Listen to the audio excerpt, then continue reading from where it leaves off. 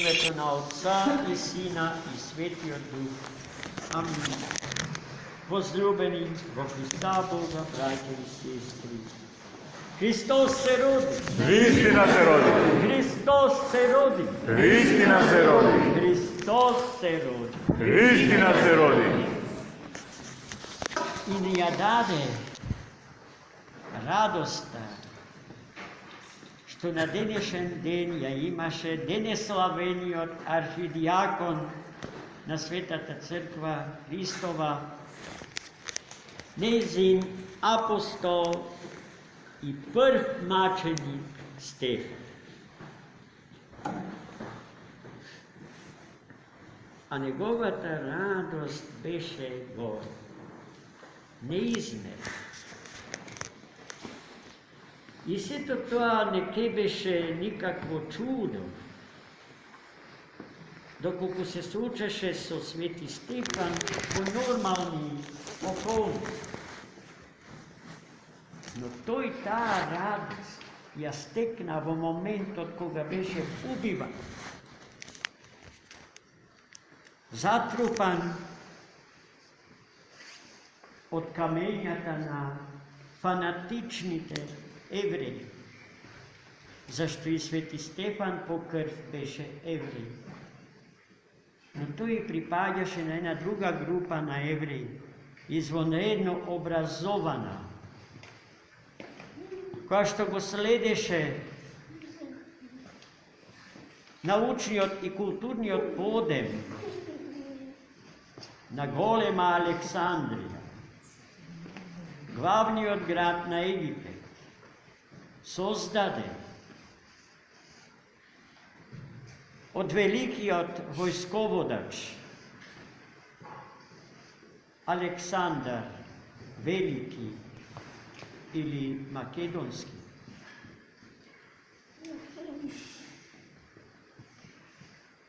Императорот Александар овој град го создаде откако го покори, речи си, целиот свет. И имајќи ја идејата да создаде една голема култура, чии димензии ќе бидат вистински универзални. Токму во тој град и во универзитетот на тој град,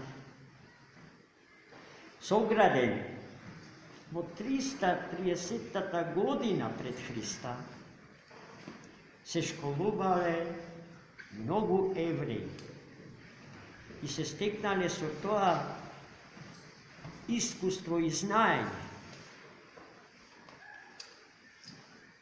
Во името на универзалната култура на живење, тие го жртвувале познавањето на еврејскиот јазик,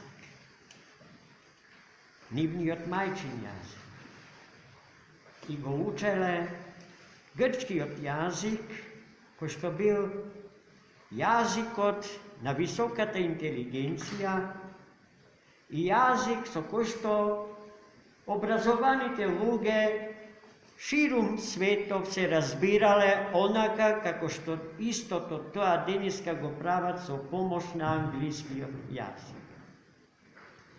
Че Свети Стефан бил млад, речи си голов, поминал низ тие училишта. Бил прв од 7 ерусалимски ѓакони, поставени од светите апостоли, да раководат со првата црква во Ерусалим.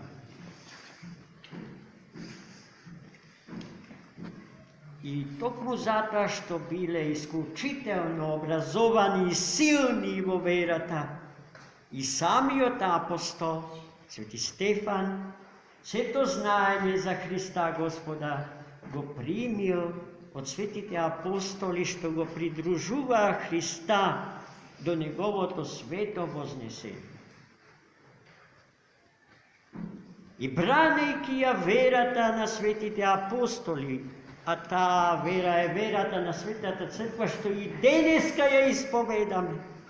И додека ја исповедаме идентично со исповедањето на светите апостоли, имаме право да се наречеме православни христијани.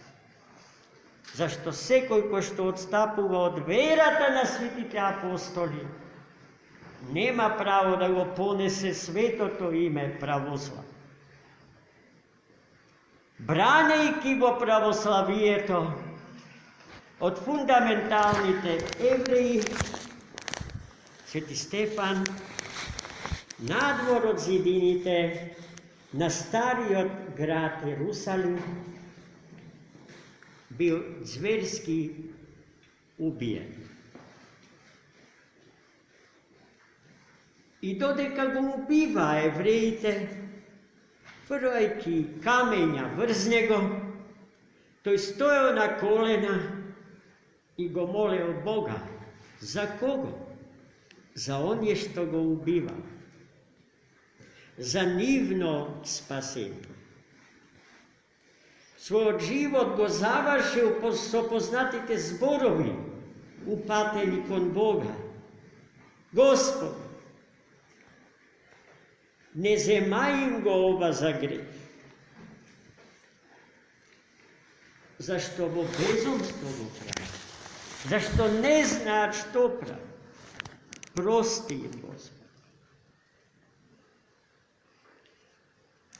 Тоа што треба да се знае, а малкумина од нас го знаат, е фактот дека сведок на маченичкото страдање на Свети Стефан била самата Мајка Божја, Богородица Мајка, која што од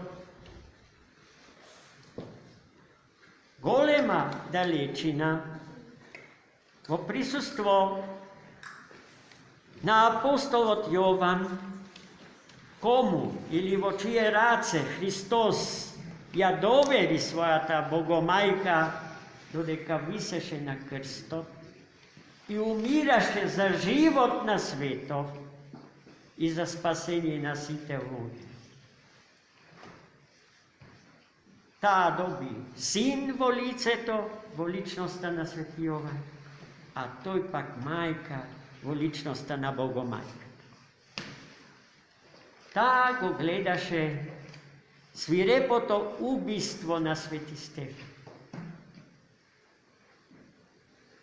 И го молеше својот син, а нашиот Бог и Спасител, да му даде сила, да истрае, љубовта да победи, законот на проштевањето да победи. И така би. Но тоа што му се случи на Свети Стефан, како прв маченик во крв заради Христа, во историјата, светата историја на Светата Црква Божја,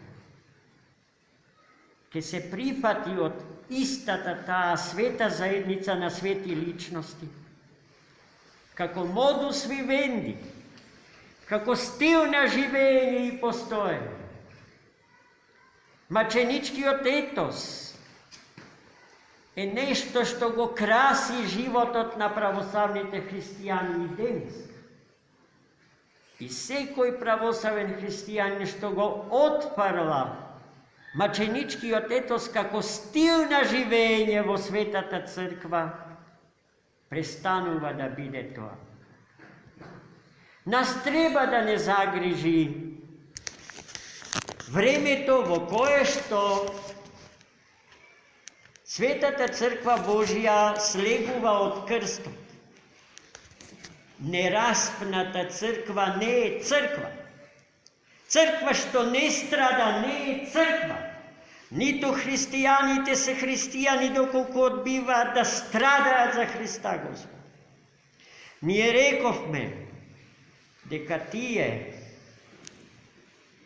допуштаат да бидат измачувани, но не си допуштаат да ги измачуваат другите.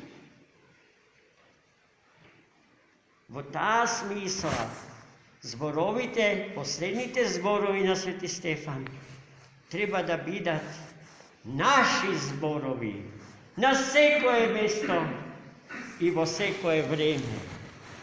Господи, прости им, не знаат што прават. Немој да им го земаш за грев нивното недело, нивните гнасни постапки. Направи разлика помеѓу нив и нивното недело. Зашто по природа човекот е добробитие. Таков Господ човека го создал од самиот почеток. Да повториме, како добробитие. Со потенцијални можности и капацитети да прерасне во совршено свештено битие. А тоа значи да се обожи, мерејки се себе си по мерата на троичниот Бог. Да се усовршуваме, имајки го за мера во совршенството Отецот Небесен. И Свети Стефан не случајно, пред да издивне, го виде отворено небото. И на небото Богооткривањето, самиот воплотен Логос Божи, Богочовекот Христос, кому му служеше до крај со целиот свој живот и умирајќи за него. Но оној што умира за Бога, умира за вечен живот. И оној кој што себично чувајќи го животот во овој свет, одбива да умре за Бога, но умира за сите своји кефови, умира со вечна смрт. Тоа е кажано, тоа е духовен закон, од кој што не може да се побегне. Затоа, колку што поскоро се отрезнеме, колку што поскоро се освестиме за таа животна вистина, толку подобро за нас. Та молитвите на Свети Стефан и на сите кон него, кој е првиот во низата од илјадници свештеномаченици и маченици, кои што умреа за вистината Божја, го дарија својот живот за оној од кој што тој живот на човека му доаѓа. Зашто тој што го дава, животот е несмртен и вечен и се што произлегува од него е произведено, односно создадено, имајќи ги перспективите на вечниот и несмртен живот.